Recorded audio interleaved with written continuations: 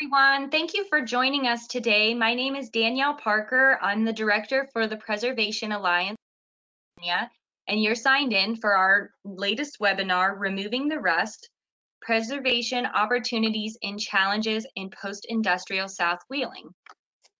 I just want to go over some of the technical things with you first started. If you have any questions, you can submit those either through the chat or through the questions box, and we'll be answering questions at the end of the webinar.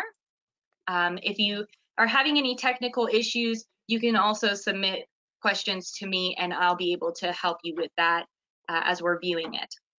So I would like to introduce our panelists today.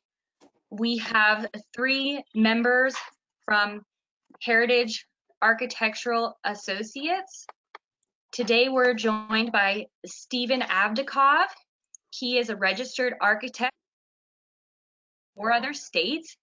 His experience meets the U.S. Department of Interior's professional qualification standards for architectural history, architecture, and historic architecture.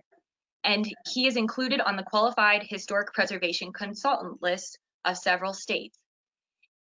In 1998, he founded Heritage Architectural Associates, an award-winning full-service architectural firm that is focused exclusively in the realm of historic preservation. Heritage specializes in downtown revitalization, architectural restoration, adaptive use of historic structures, and architectural survey and documentation. His work has included the development of National Register nominations, the preparation of historic tax credit applications, the development of historic structures reports and master plans, and full architectural services for bricks and mortar, historic rehab, and adaptive use projects. He's also been recognized with numerous accolades within the realms of architecture and historic preservation. Deborah Griffin will be our second speaker. She serves as the Senior Historic Preservation Specialist and has been with Heritage Architectural Associates since 2008. Her experience includes field investigation, historic research, contribution to historic structure reports and master plans, surveys of historic resources, photographic documentation, National Register nominations, historic tax credit applications, historic product investigation, materials analysis, and construction administration. And our final speaker is Lisa Schmidtke. She has over 30 years of experience in architectural design and planning and is the recipient of numerous design awards. Lisa ran her own successful business in Northeast Ohio for almost 12 years. She is currently the Senior Designer Planner for Heritage Architectural Associates. Her responsibilities include master planning, programming, and space utilization conceptual designs for adaptive reuse projects, facilitating public meetings, production of existing condition documents, photographic documentation, and survey of historic resources.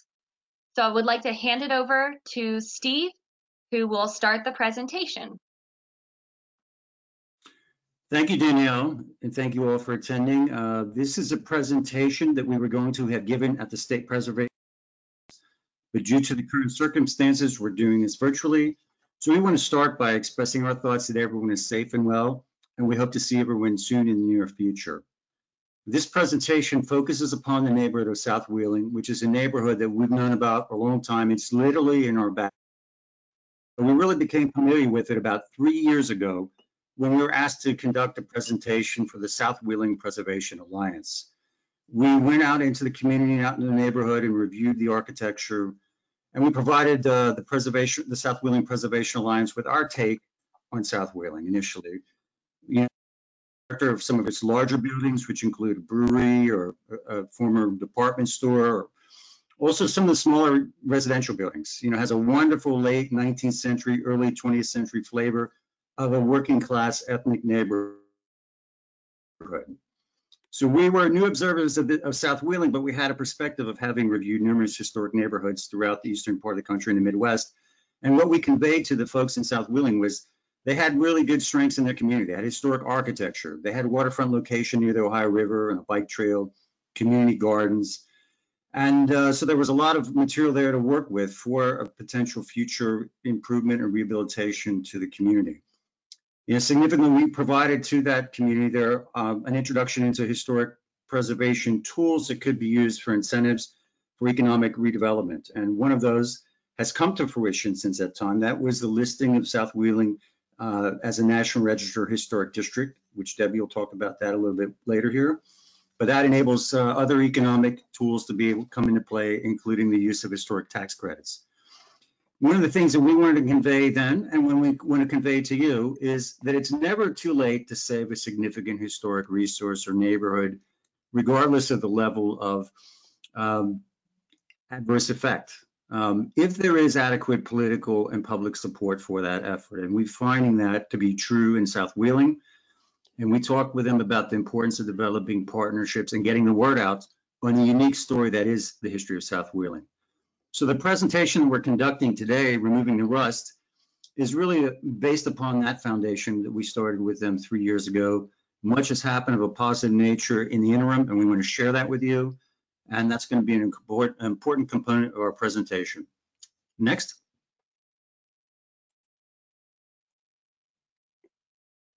This is our team. Thank you, Danielle, for your generous introduction. I'm Steve, I'm up at the top. Debbie Griffin, she was instrumental in the development of the National Register nomination for South Wheeling, providing much of the archival research. Lisa Schmidtke was involved with a lot of the field investigation and along with Debbie, the preparation of the National Register nomination. So we're all going to be speaking today here. Next. So just as an overview, I'm going to kick this off by placing South Wheeling in a. Debbie will then discuss the ascent of South Wheeling, its industries, its neighborhood, and some of the leading citizens who emerged from South Wheeling. She'll then also talk about the subsequent effects of deindustrialization and the effect that it had upon South Wheeling. Lisa then will give us an overview of what South Wheeling looks like now, what it looks like in that community right now, and why it's worth preserving. Debbie will then discuss the ongoing efforts to preserve South Wheeling. Lisa will follow up with opportunities has and place that in the context of other events and other revitalization efforts going on in Wheeling. I'm going to then follow up regarding some financial incentives that can help facilitate the rehabilitation, revitalization efforts in South Wheeling. And I'll wrap things up with a quick review and an example of a nearby neighborhood in a city not too far away that has some similar attributes of South Wheeling. So let's get started with removing the rust. Next, please. So as we start, the first thing I want to do is to place South Wheeling within the context of the forces that contributed to its development. Next. So I find this a very interesting map, being from the Wheeling area. South Wheeling is really a part of the area of the country that was the historic industrial heartland, you know. You can see that indicated in yellow. It's in the same broad category of communities such as Pittsburgh, which is only about an hour away, Cleveland, Detroit, Chicago. These major industrial powerhouses developed around industry and were ethnically diverse. You know, their economy and populations ascended rapidly in the latter half of the 19th century, but by the latter half of the 20th century, due to many forces which are really beyond the scope of this presentation, manufacturing declined in this region and subsequently became known as the Rust Belt. And you can see that Wheeling is part of that, the arrow pointing to where we are in the Northern Panhandle. But this also affects other communities in West Virginia as well. So this could be taken into consideration for those places as well. Next, please. Just want to show you where South Wheeling is within the general community of Wheeling. You can see the river, the Ohio River, kind of bends along the western boundary of Wheeling, which divides West Ohio. South Wheeling is located at the southern end of the community. And just it's interesting to look at the shape of the map of Wheeling. It's all dependent upon the topography and the geography. It's located in the valleys that are formed by the rivers and the creeks. That's what contributes to its unique shape. And one of the things that's interesting is that Wheeling was the largest city in West Virginia for a long time in its early history, particularly during the heyday and ascent of South Wheeling as well. Next, please. And I want to place South Wheeling to show a little more of what the neighborhood is shaped by. It's the topography and the geography really shape it. You can see the river in this aerial photo on the left forming its boundary.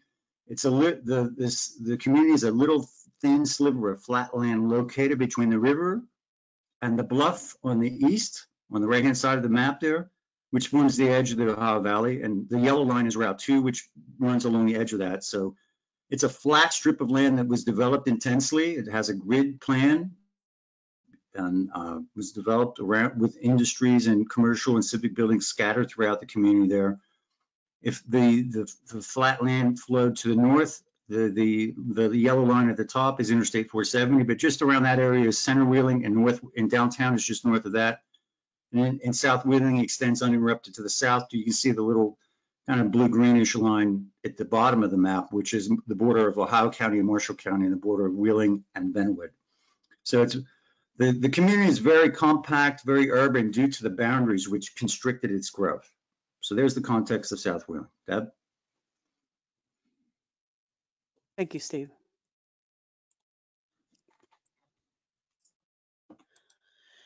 The area known as South Wheeling was platted in 1835, and it was originally called Ritchietown. There was only one street that went north up to Wheeling, as you can see there, the road by the river when it was first laid out. You have this whole diagonal section that's laid out with lots.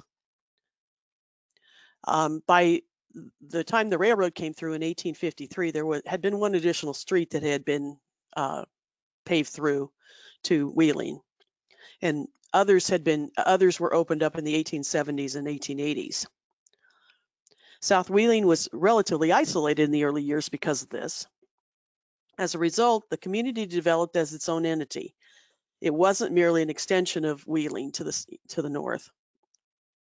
South Wheeling was incorporated as an independent town in 1851 and joined the city of Wheeling in 1871. The industrial development in the area started very early.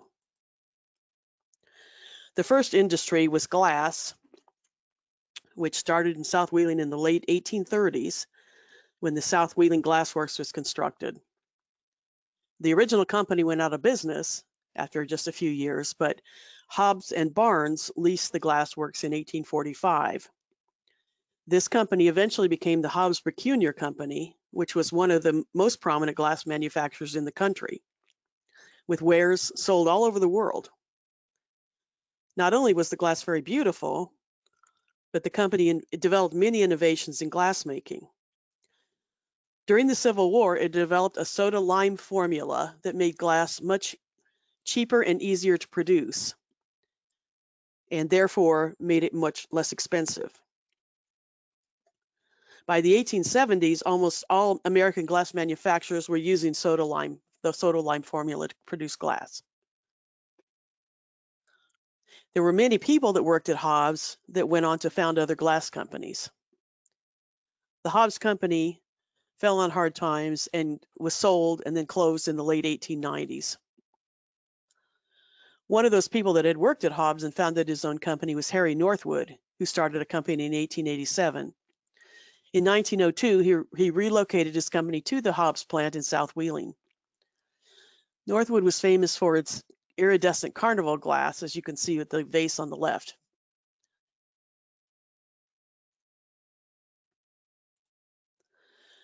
The second industry to come to South Wheeling was the iron industry, which started in the 1840s. The LaBelle Iron Works began in 1852 and produced cut nails. At one point, it was the largest cut nail plant in the United States. Along with other nail factories in the city, it helped Wheeling to become known as Nail City.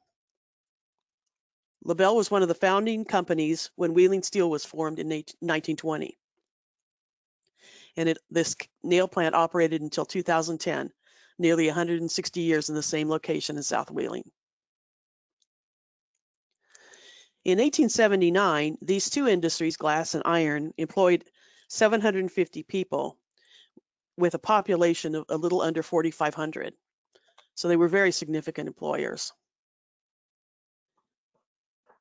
There was some early worker housing built by the glass and iron companies, but none of that exists anymore. Another early industry was beer. Frederick Ziegler founded a small brewery in 1855. It grew over time and was in the early 1880s was acquired by Henry Schmalbach, who renamed it the Schmalbach Brewery in 1882. He had this building constructed in the early 1890s. Schmalbach dramatically increased production through vertical integration. He controlled malt houses and had his own bottling facility. He constructed Mozart Park on a hill overlooking South Wheeling, with an incline to transport visitors up the hill. The park featured a roller coaster, a dancing pavilion, bicycle track, and a bowling alley, and of course a beer garden serving Schmalbach beer. Wheeling Pottery was founded in 1879, and a few years later, the same group of investors opened a second facility in 1887, just down the street from the first one. The Wheeling Potteries produced Flow Blue pottery, among other types. Due to changing tastes, the company closed around 1908. A few years later, in 1913, the Wheeling Tile Company took over the two plants in South Wheeling and produced utilitarian and decorative wall and floor tiles.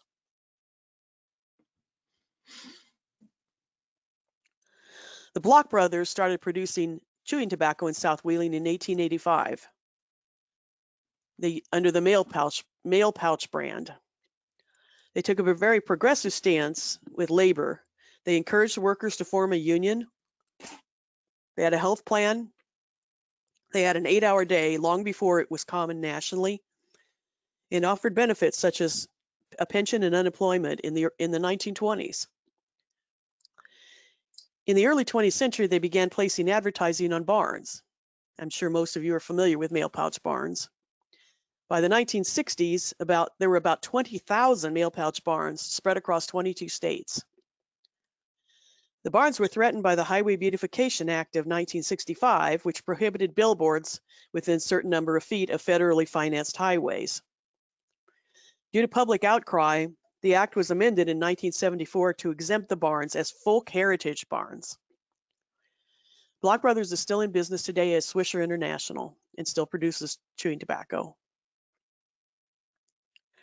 There were three people that made very significant contributions to industry and labor that were associated with South Wheeling.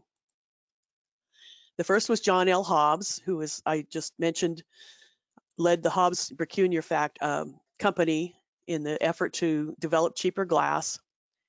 His home, which is on the upper right, is still standing in South Wheeling.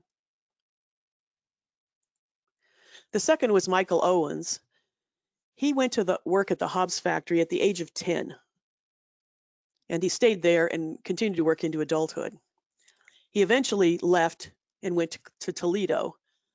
He invented an automatic bottle machine in 1903, and you can see this crazy looking contraption here. This thing increased production of bottles by 500%, making glass containers much more affordable. It also helped to eliminate child labor in the glass industry. His company eventually became Owens, Illinois, which is a Fortune 500 firm still in existence. Owens invented other machines too to speed up the production of glass, and he held several patents, and he's a member of the International Inventors Hall of Fame. The third prominent person from South Wheeling is Walter Reuther. His family lived in the house on the lower left at the time he was born in 1907 in South Wheeling. His father, Valentine, drove a beer wagon for the Schmalbach Brewery and was also very active in the local labor movement. Walter and two of his brothers went to Detroit and were the ones responsible for organizing labor at all three major automakers in the 1930s and 40s.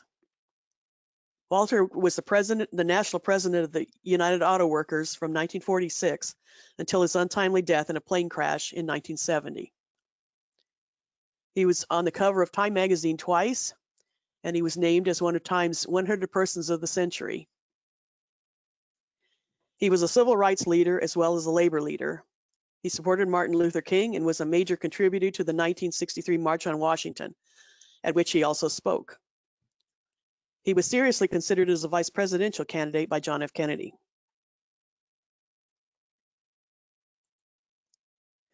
South Wheeling had a large immigrant population. They had a consistently high, South Wheeling had a consistently higher percentage of foreign-born people than Wheeling did. And Wheeling had the highest number of people in the state, the highest number of immigrants.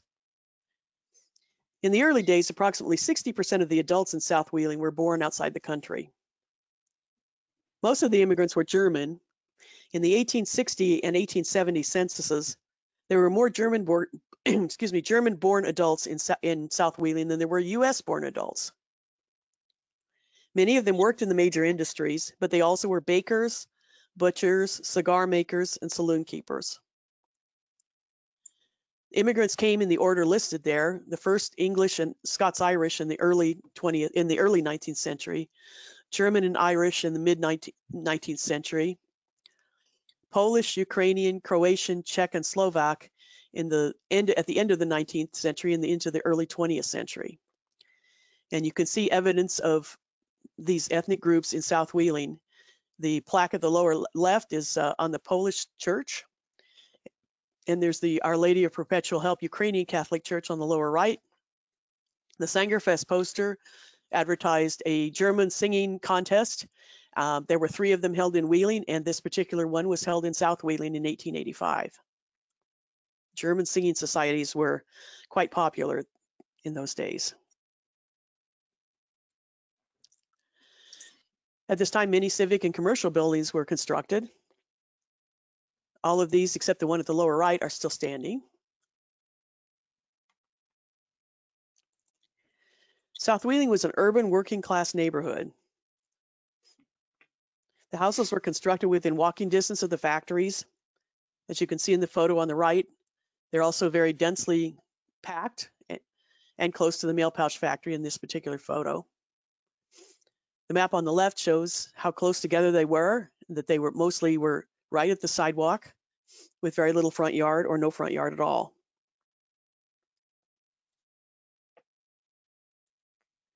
This map shows the location of the major industries in South Wheeling as of 1901. The red is the nail factory, the blue are the 2 pottery plants. The amber is Schmalbach Brewery, green is the glass, and the tobacco, Block Brothers, is here at the lower part.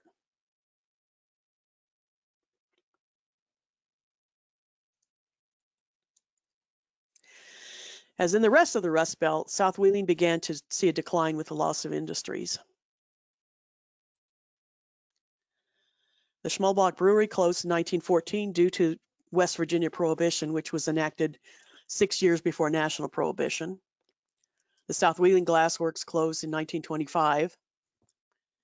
The Wheeling Tile Company lasted until the mid-1960s. LaBelle Nail closed in 2010.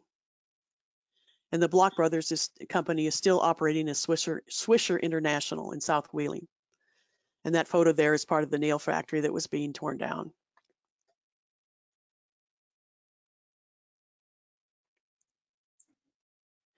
This chart shows the population decline of Wheeling overall.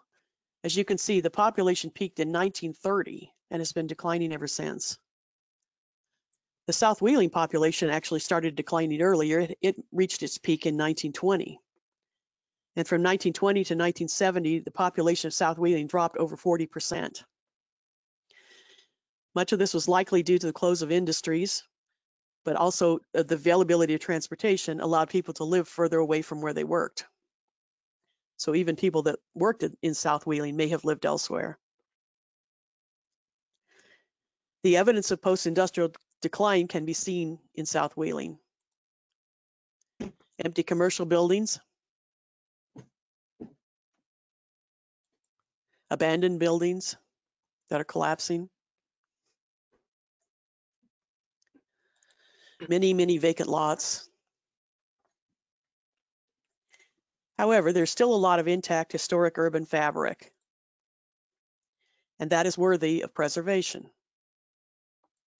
Lisa? Thanks, Deb. So despite the decline of this area, South Wheeling's neighborhood and its components are assets that are definitely worth preserving. Next. The district includes several industrial properties, commercial, religious, and civic buildings, along with the residences. Next. So the industrial properties. In 1871, there were only 3 streets into South Wheeling from the north, and there were still several blocks of undeveloped area between Wheeling and South Wheeling. The topography here created an excellent location for industrial development, especially after the arrival of the B&O Railroad in 1853. So the 5 major manufacturing industries that located in South Wheeling brought jobs to the area, and jobs brought people, including the immigrants that Deb spoke of. So a few examples here. This is Swisher International, as she mentioned, formerly Block Brothers Tobacco. Block Brothers started producing chewing tobacco at this Old Wheeling grape sugar refinery in 1885, which has been added on to. And by 1889, the firm had constructed several additional buildings.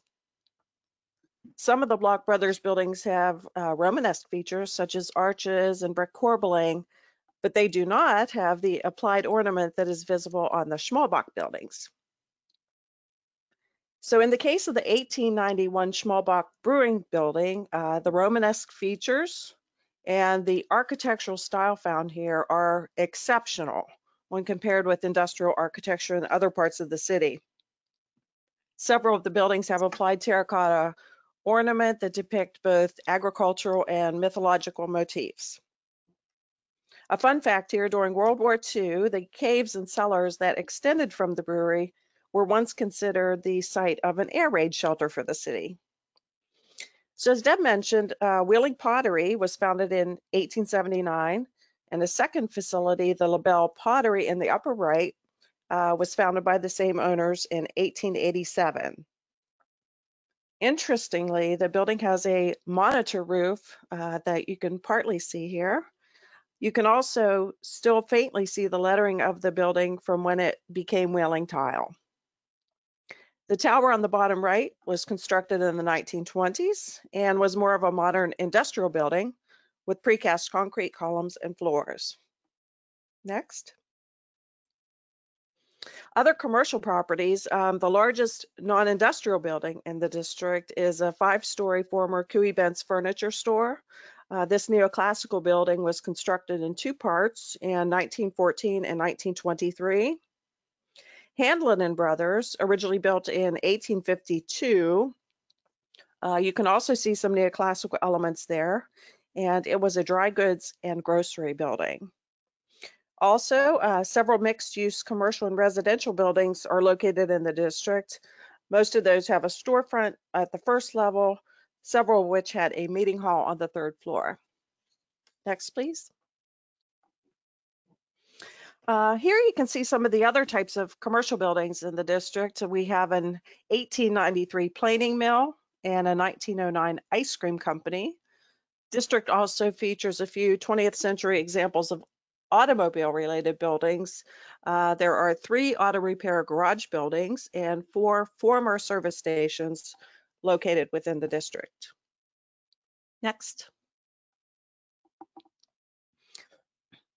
Here are some examples of 2-story mixed-use residential and commercial buildings with a storefront on the first level and residential spaces above. McLean and Brothers, circa 1860, this is where the South Wheeling Preservation Alliance is currently located, and you'll hear a little bit more about them later on. Michael Roth operated a grocery and dry goods store from 1853 to the mid-1880s. The grocery was on the north and Mr. Roth lived on the south side. And on the right, we have what used to be a bakery. And from what I understand, there are still remnants of ovens at the rear of the property. Next. So in addition to the commercial buildings, the district has several church buildings that are scattered throughout the residential blocks. Trinity Lutheran and St. Paul's are still active churches of their original denomination. Sixth Church, the former Church of the Nazarene, is also located in the district, but does not feature a typical church building type. So here we see St. Stephen's and Third Presbyterian feature a Romanesque revival style, while the others feature Gothic revival styles. Next. Another major civic building is the former Southern Theater. You saw this in a line drawing on one of Deb's earlier slides. It was constructed in 1912 and was used both as a movie theater and a live performance venue. As you can see, the building has been subject to some alterations, but it generally retains its historic architectural integrity. The three-story Ritchie School was built in 1925 in the neoclassical revival style. It was designed by two master architects from West Virginia, Charles Bates and Frederick Ferris. Next. So, due to the early industrial development of the area, and as Deb mentioned, the houses were constructed within walking distance of the factories and the businesses. The neighborhood has a continuity of scale, if you will, as most of the homes are 2 stories. We have several different types of residences in the district, these being the most common. We have row houses. Some of the row houses that were in existence in 1871 were demolished and replaced by individual houses in the later 19th and early 20th centuries. There are also several duplexes and triplexes in the district. Single houses had either a side or center entrance, the side entrance being the most common here. Some 19th century houses and nearly all the 20th century houses were built freestanding. And then we have double houses showing an Italianate style on the left and a colonial revival style on the right. Next, please. So the most common residential style of the 19th century was Italianate. The district retains many examples of this, though some of the buildings appear to have had that Italianate detailing removed or covered over. The most common late 19th and early 20th century styles are Queen Anne and colonial revival examples, which you see here. Most of the residences appear to have been, though, built with no discernible style, but represent the local vernacular. Others have been so significantly altered that the original style is no longer recognizable. However, overall, the general architectural integrity of the neighborhood remains intact. Next. So South Wheeling was and remains a working class neighborhood, but only with a few grander homes. Most of the residential buildings in the district are modest in size and ornamentation, but some of the notable houses in the area are the Jesse Wheat House, which is the earliest home. It was built in 1841 in the Greek Revival style. The double house on the bottom left was constructed in 1852 with additions built around 1910. This is now a funeral home. The house on the right was built in 1888. The original occupant was Harry Siebold, a bookkeeper at the Bank of Wheeling. He sold the house to Henry Wheeler in 1892, and the house today is commonly known as the Wheeler Mansion. Next, please. And here are a few more examples of homes owned by some of the other influential people that resided here, and you'll notice some of the names there that Deb mentioned earlier. Next. So here you can see the intactness in the dense urban fabric of the neighborhood. The district exhibits an urban morphology with residences set adjacent or close together with little or no setback from the sidewalk. There are very few trees located near the streets, and although some of the later buildings are slightly set back, the front porches generally align with the sidewalk and present a softer, more diffused streetscape. Next, please. And here you can see the streetscape where many of the businesses are or were located. The sidewalks are all generally concrete, but some blocks within the district still have historic brick, as do many of the alleys. Deb? Thank you, Lisa.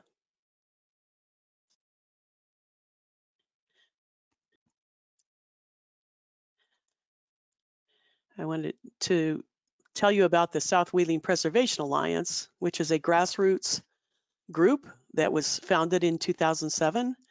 It's dedicated to identifying, preserving, and promoting the spirit and history of South Wheeling.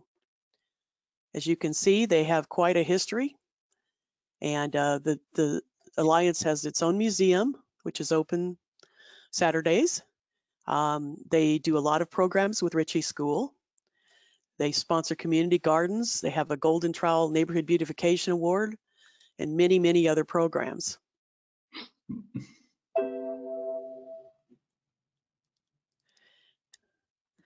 There's also some community partnerships. The Wheeling Heritage and the Wheeling Landmarks Commission sponsored the National Register nomination for South Wheeling. Friends of Wheeling is a broader-based preservation group in Wheeling that has offered tours of buildings in South Wheeling and has lent its support to preservation efforts in the neighborhood. As Steve mentioned earlier, South Wheeling was listed on the National Register on March 5th of this year. The district has 215 contributing buildings, one contributing object, which is a memorial to World War I and World War II service people, and 105 non-contributing buildings, some of which are garages and other outbuildings.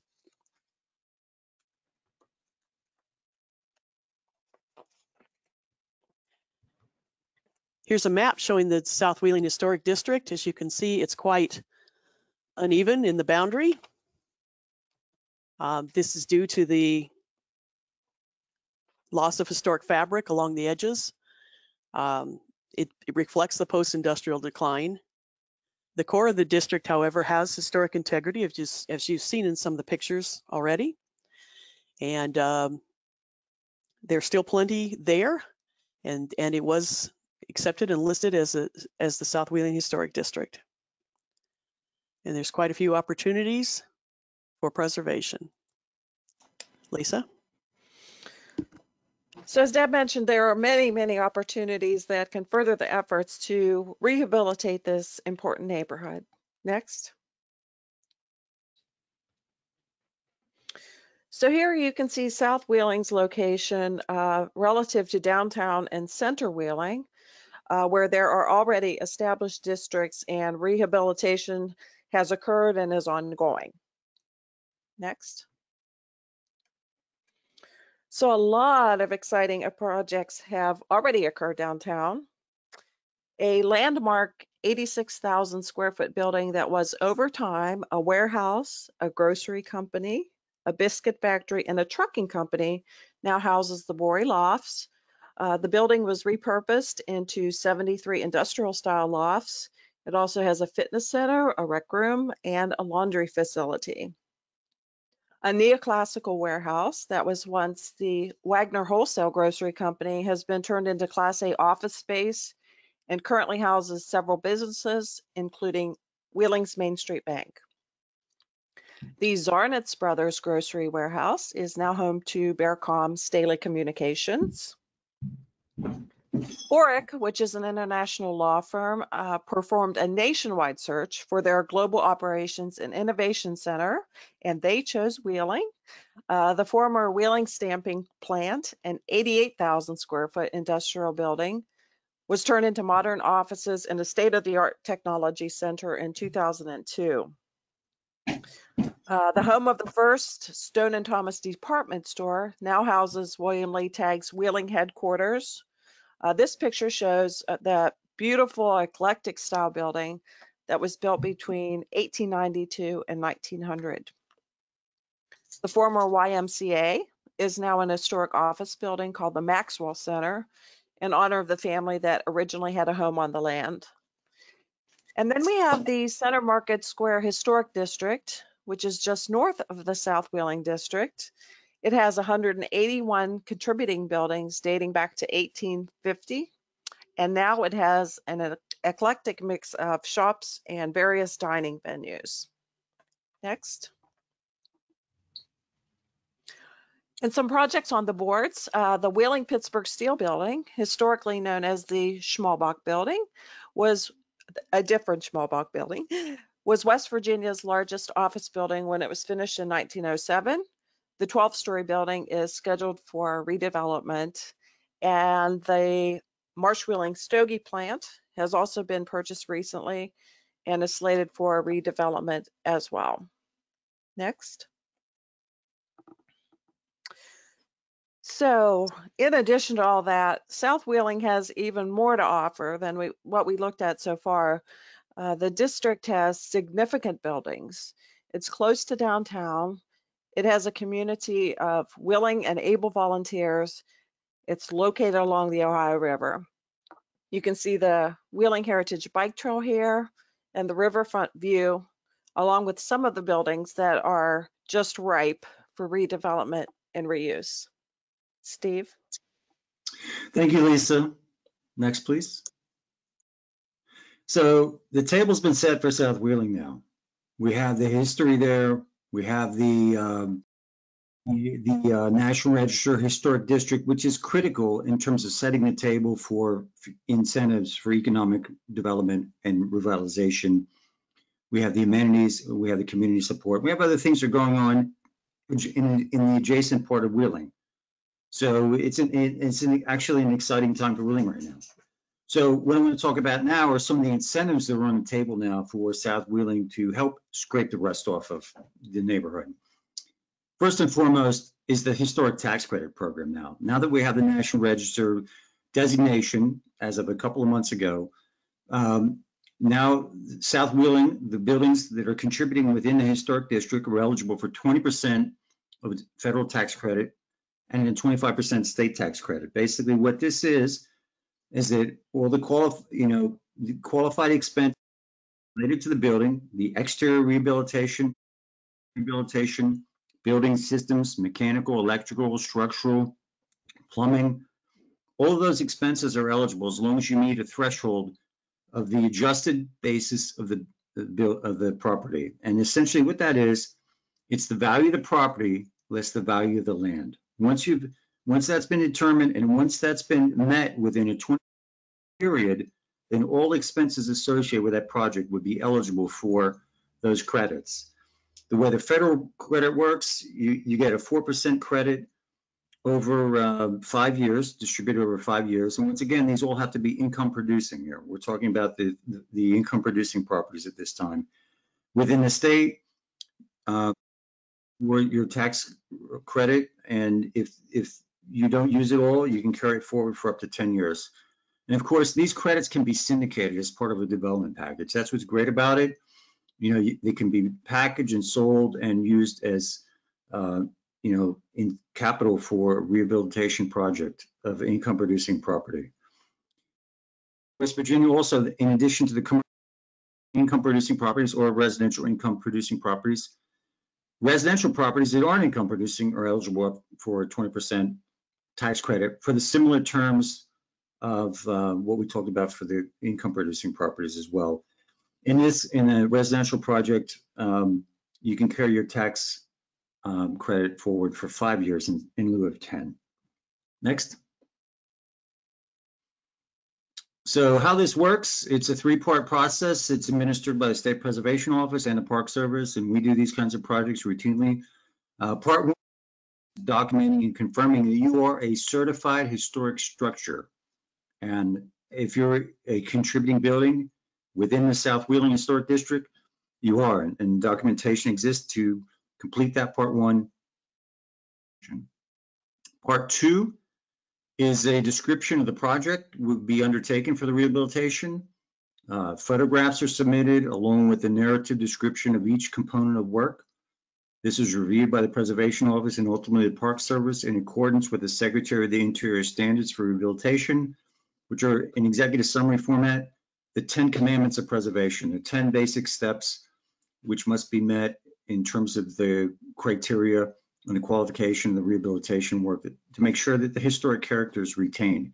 You don't have to preserve the building. Certainly a lot of these projects are buildings that are adaptively reused, you know, maybe a former commercial building that's converted into housing or something. You don't have to keep it as it was, but you have to maintain the general character, the historic architectural character of the place for compliance with the standards. And part 3, once the work has been completed, then it's reviewed to make sure that the actual work is in accordance with what was specified and does in fact meet the Secretary of the Interior standards. Once that's occurred, then the building has to be placed into service. Once that happens, in the federal process, you get 4% over 5 years. In the state, you can start getting it right away. You have up to 5 years to collect on that. Next, please. So, and the great thing about the tax credits, they can be packaged with many, many other incentives to help make projects which might not be viable become viable. Other incentives, programs that are local in the Wheeling area, the Friends of Wheeling has a preservation loan guarantee program. It's basically used as collateral to allow the owner of the property to get a prime rate up to $25,000, which they have 5 years to repay. What's great about it is the flexibility of it. It can be used for exterior work, interior work. It can be a commercial property. It can be residential property, but certainly it's a valuable tool that could be utilized to help revitalize some of the projects, some of the buildings, some of the commercial buildings and the residential buildings in South Wheeling. The state of West Virginia has historic grants as well. There's a grant program, the General Development Grant Program. It's more oriented towards bricks and mortar. Those applications are due on March 31st every year. It's a 50% match required for this, and it can't be federal match or CDBG or anything like that. It has to be another source for that. But it could be used for bricks and mortar for both commercial or residential buildings. And the state also has a survey and planning grant program, which is oriented towards design or documentation or historic structures reports to basically define the condition of a building and figure out what needs to be done and put that into documentation. Those applications are due on October the 31st every year and require a 40% match for that. Next, please. And I just want to mention beyond those programs, there are some other programs that could be utilized to partner with these tax credits or other incentive programs. There are new market tax credits for larger projects. There are also CDBG funding for economic development or neighborhood stabilization, revitalization. So any programs, I mean, that's another seminar in itself, but I'm focusing primarily upon the historic preservation incentives that you have here. A possible future incentive for South Wheeling could be the City of Wheeling's Facade Improvement Program. They have a program that contributes up to $15,000 per project. It has to be within an area where there are design guidelines established. So right now that would be in the downtown district, but certainly I would envision that South Wheeling, if they were that neighborhood with its leadership, if they were able to enact guidelines like that, then they might be eligible for these kinds of funds as well. If you have a project of up to $15,000, you're going to get half of that reimbursed. If you have a project for $15,000 to $52,500, you're going to get half of your $15,000 reimbursed plus 2% of every up to $52,500, and then over $52,500, you're going to get $15,000 reimbursed. So these are some examples, some projects that have been completed with previous versions of South Wheeling's facade programs, and quite honestly, we've been involved with the ones that you see below there. There's Bills, which is on the lower left-hand corner, which is right next to the National Road Suspension Bridge, the Wheeling Suspension Bridge. The middle picture is was First Commitment. It's on Market Street, and the Campetti Shoe Store on the left-hand side, the western side of Market Street. Next, please. So I'm going to take a look at another neighborhood which has similar characteristics to South Wheeling, but it's several years ahead in its revitalization efforts due to its location in Pittsburgh. But it shows the possibility of what could happen with a similar character, a similar neighborhood such as that which we have in South Wheeling. Next, please.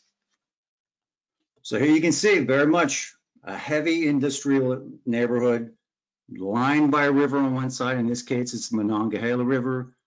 The industries are right next to that. You can see the dense urban fabric of the working class neighborhood there, and there's a bluff to the left which defines the boundary and the valley there. So you have the similarities in terms of the geography, the industrial heritage. This was a very ethnic neighborhood, a lot of Eastern Europeans, Central Europeans there, very much like South Wheeling, and has that compact urban form like South Wheeling as well. Next, please. This just shows the context of the south side of Pittsburgh. It's that little strip of land below the Mon River there. You can see it's almost right across the river from downtown Pittsburgh. Now, Pittsburgh suffered deindustrialization just like Wheeling did. You know, a lot of the steel mills shut down 30, 40 years ago, and the South Side was no exception. But it's capitalized upon its location near downtown in the transformation of Pittsburgh from an industrial area to one that's related more towards the medical industry, high tech, and education and commercial businesses. So there's a demand due to its location to housing and residential and amenities and entertainment and so forth like that. One of the things also about the South Side, it had, I think, the earliest Main Street program of an urban commercial district. It's been in place for over 30 years. So it helped kind of coordinate and organize the revitalization of the South Side. Next, please. I mean, you can really see the character of South Wheeling and South Side, how they're almost identical. South Wheeling, the houses are the upper portion of the slide, the South Side down below. The only difference really is the ugly telephone poles and electric poles, utility poles in the South Side. South Wheeling looks nicer. Next, please.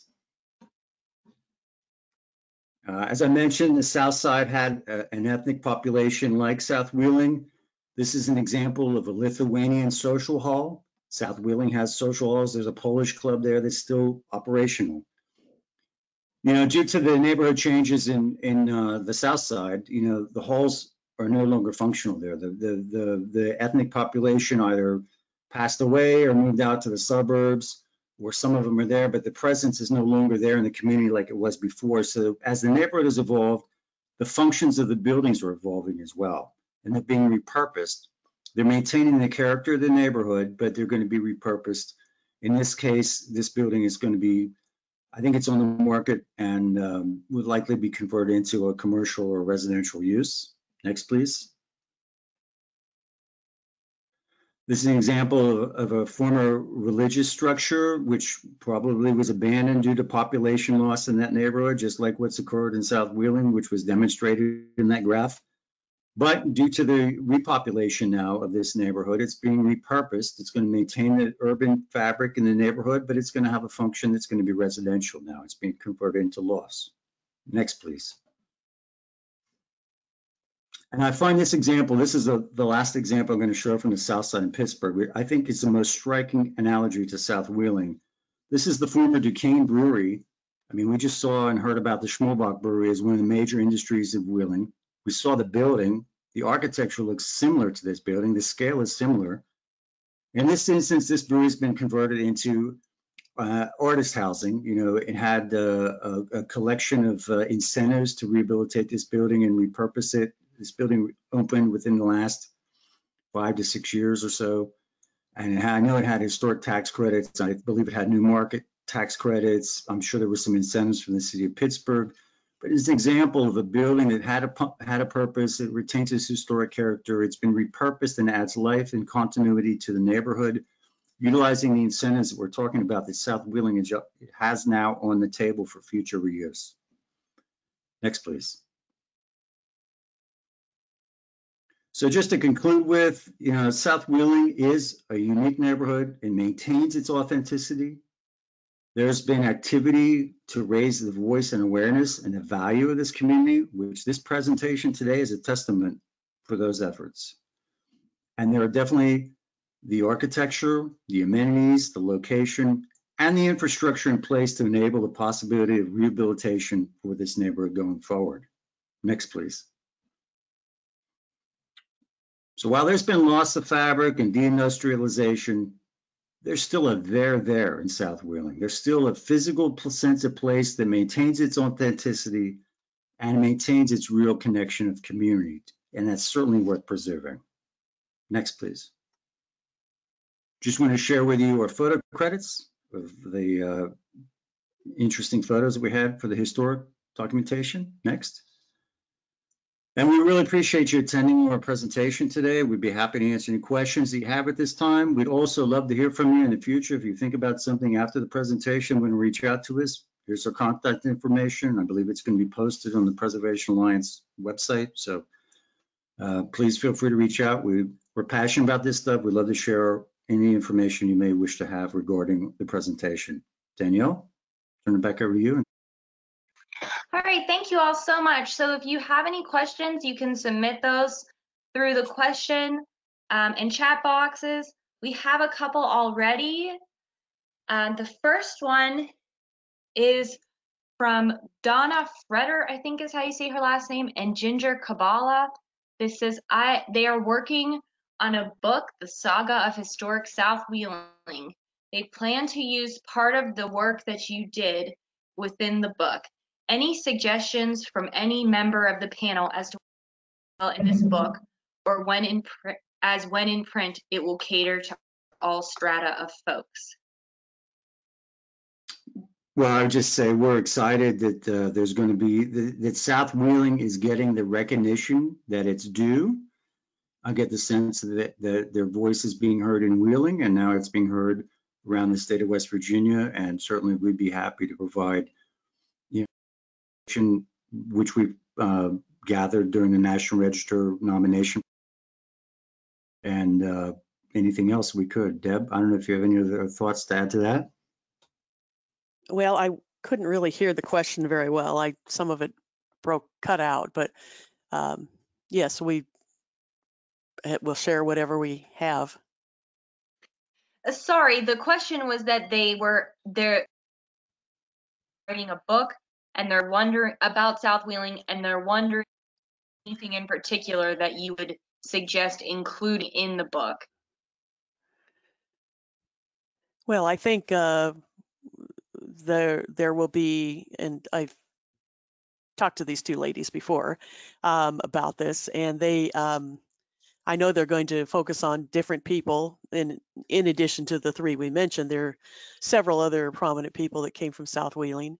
I think talking about the ethnic is important, which I believe they are covering already, and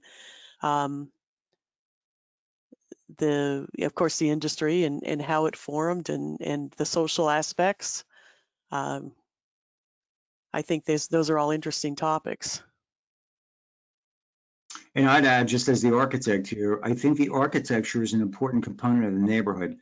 If you take a look at those Sanborn maps and the aerial photo, or the historic photo that showed the mail pouch plant with all the homes in the neighborhood right next to it, I think the history of South Wheeling is tied to its organization and the interaction of people with, in a very social environment. I mean, the street was your front yard and everything was close together.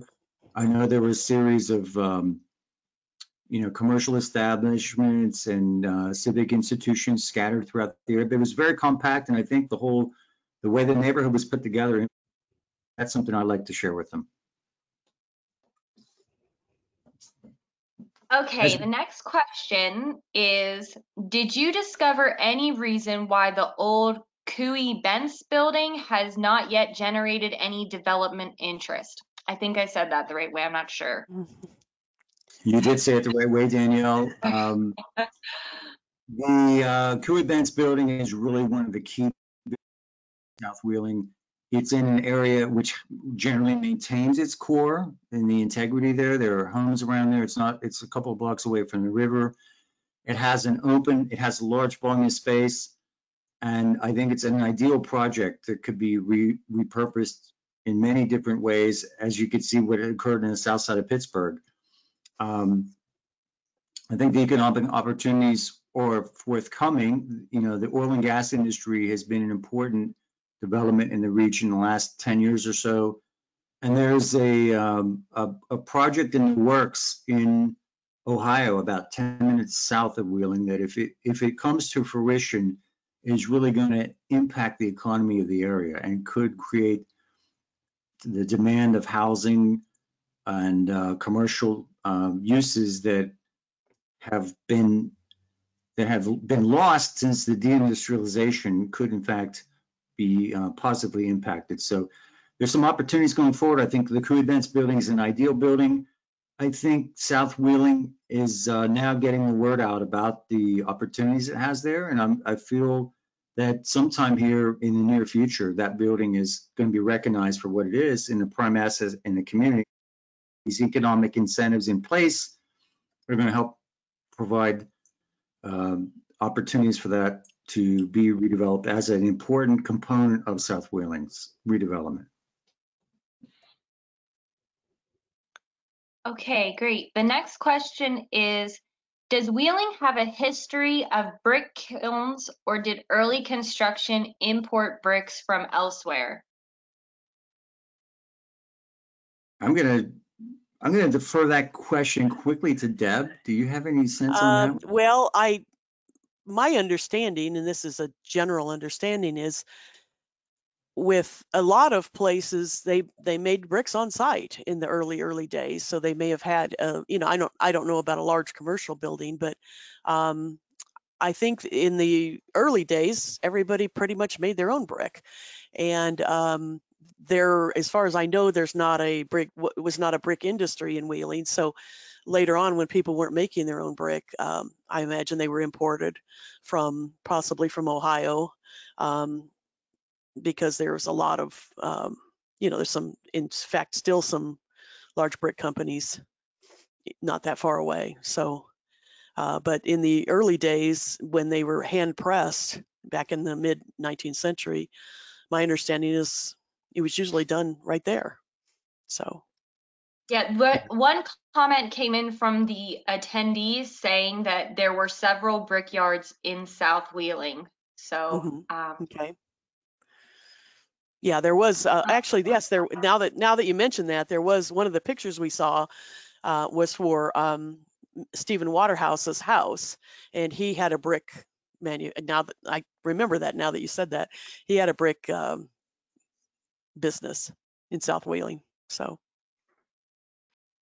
definitely in the area, there were a lot of resources to manufacture bricks. There were in Eastern Ohio, within an hour and a half of Wheeling, there's still major manufacturers of bricks. Yeah.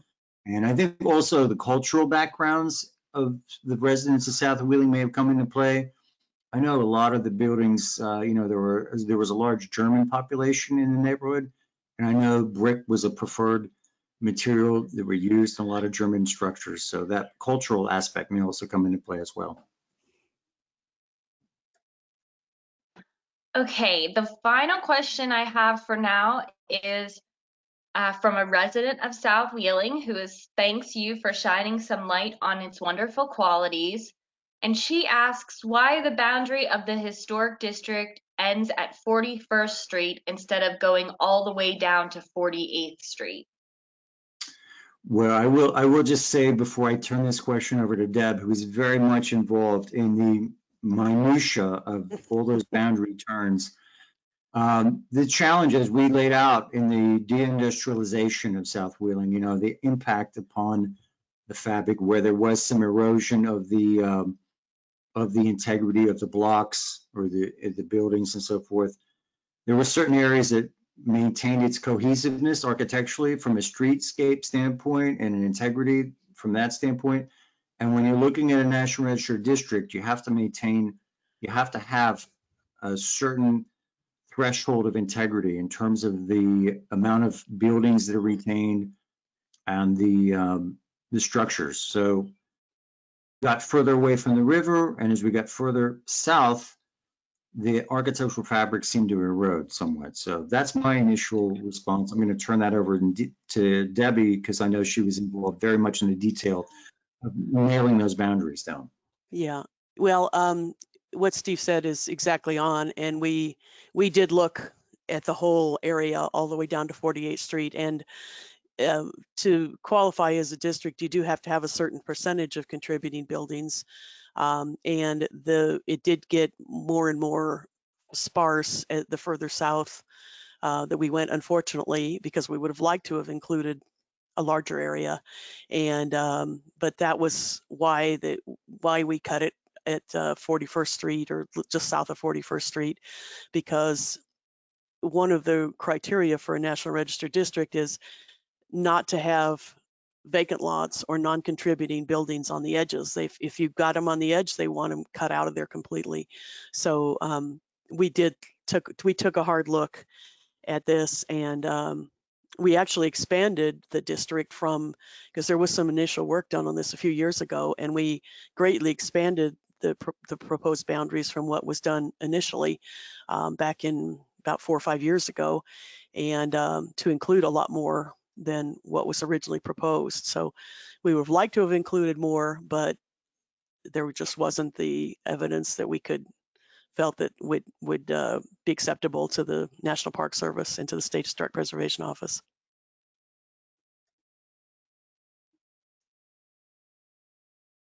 All right, thank you all very much.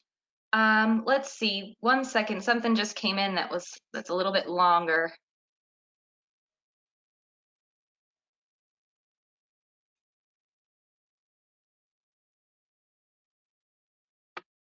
So we've had a couple people from the audience share information about the bricks, and one person is saying that